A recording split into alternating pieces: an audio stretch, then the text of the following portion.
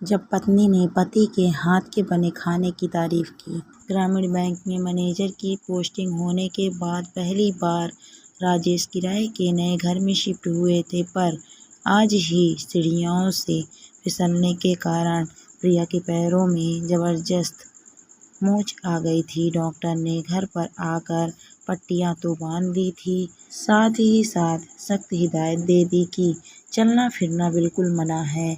एक सप्ताह पहले आए नए घर के आसपास कोई जान पहचान के लोग भी नहीं थे।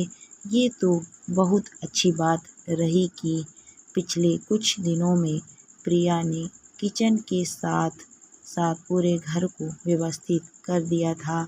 4 साल पहले राजेश और प्रिया की परिवार वालों की सहमति से अरेंज मैरिज हुई थी। प्रिया खुद भी पढ़ने में काफ़ी तेज थी और पढ़ लिख कर जीवन में कुछ बनना चाहती थी, लेकिन पापा को कैंसर का पता चला और उसी वक्त राजेश के यहाँ से रिश्ता आया, तो मजबूरी के चलते शादी करनी पड़ी।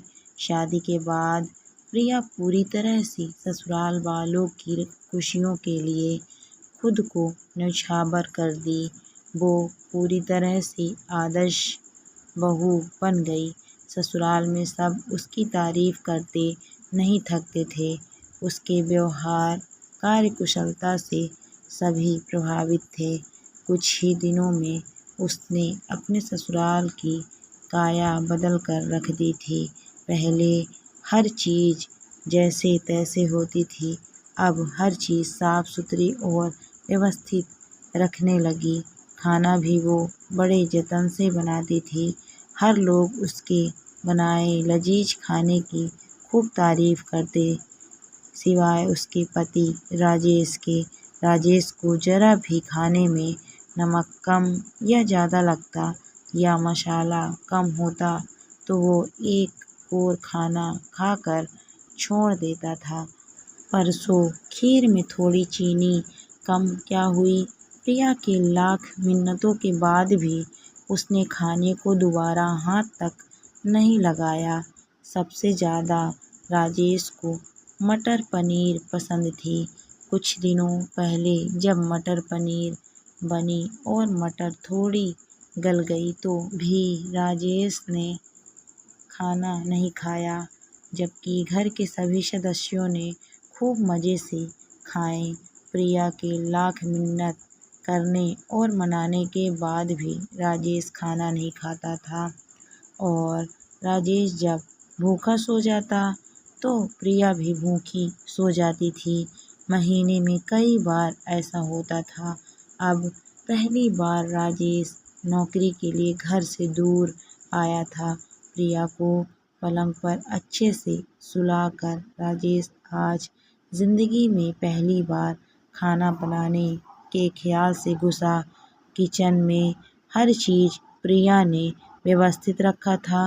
राजेश ने एक तरफ थोड़ा सा चावल गैस चूल्हे पर चढ़ा दिया और दूसरी तरफ थोड़ी सी दाल एक पतीले में चढ़ा दी। फिर वो थोड़े आलू प्याज लेकर भुजिया काटने लगा। काफ़ी मेहनत के बाद बहुत ही बेतरतीब ढंग से आलू और प्याज कटे। उसे आभास होने लगा था खाना बनाने में बहुत मेहनत लगती है। 2 घंटे की मेहनत के बाद उसने किसी तरह खाना बनाने में सफलता पाई। एक थाली में भात और कटोरी में दाल और प्लेट में भुजिया लेकर वो पलंग पर प्रिया को अपने हाथों से खाना खिलाने लगा। वो कौर-कौर प्रिया को खाना खिलाता जाता था और प्रिया बड़े आराम से खुशी-खुशी खाना खाती जाती थी। खाना खत्म होने के बाद राजेश ने प्रिया से पूछा, कैसा लगा खाना? प्रिया ने कहा, बहुत अच्छा। मैं कितनी खुशनसीब हूँ, आज जिंदगी में पहली बार पति के हाथों बना गर्मा-गर्म खाना खाने को मिला। राजेश सुनकर बहुत खुश हुआ। आखिर 2 घंटे कड़ी मेहनत करके उसने खाना बनाया था। खाने की तारीफ सुनकर वह फूला ना समाया। उसे लगा उसकी मेहनत सफल रही। प्रिया को खाना खिलाने के बाद वो खुद खाना खाने बैठा। उसे जोरों की भूख लगी थी। दाल भात मिलाकर थोड़ी भुजिया का कौर बनाकर जैसे ही मुंह में डालकर राजेश ने चबाना शुरू किया, तेजी से वॉश बेसिन की तरफ दौड़ा और मुंह का सारा खाना वॉश बेसिन में उगल दिया। चावल कच्चा पक्का था, दाल में नमक बहुत ज़्यादा था, भुजिया भी कच्चा था।